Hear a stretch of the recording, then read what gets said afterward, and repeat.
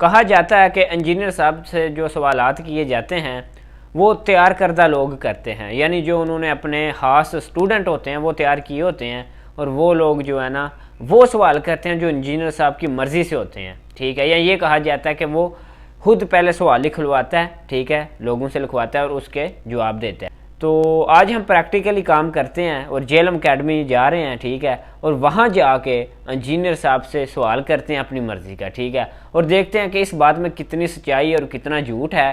तो चलते हैं JLM अकेडमी और वहाँ जाके इंजीनियर साहब से सवाल करते हैं और इस राज को फाश करते हैं। चलिए JLM अकेडमी में मिलते हैं। हम जो है ना आप सबके सामने, ठीक है, कहते हैं तो किसी बंदे से सवाल लिखवा लेते हैं, ठीक है। ये प्रश्न उन्होंने रखी हुई है हमारे सामने, अपनी मर्ज़ी का आप सवाल लिख सकते हैं और करते हैं उनसे सवाल, तो देखते हैं कि इसमें कितनी हकीकत है। और दिखा देना, हम अकेडमी में ही बैठे हैं जी, अभी अकेडमी में बैठे हैं, ये सवाल लिखने का टाइम है, ठीक है। अभी जो मर्जी आप लिखना चाहें लिख सकते हैं एक सवाल, ठीक है।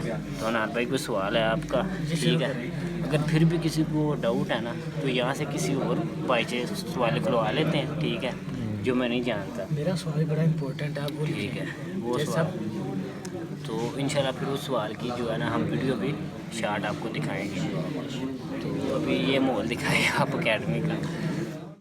अकेडमी में बहुत ज़्यादा शोर होने की वजह से जो है ना वो मेरी आवाज़ बिल्कुल सही नहीं थी आ रही, ठीक है, तो इस वजह से मैं वॉइस ओवरिंग कर रहा हूँ।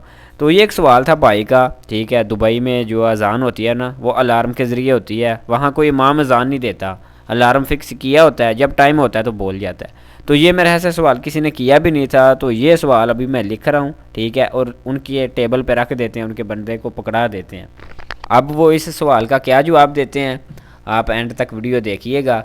तो अभी जो है ना वो पर्ची मैंने लिख ली है, तो रख देते हैं, तो जवाब का इंतज़ार करते हैं।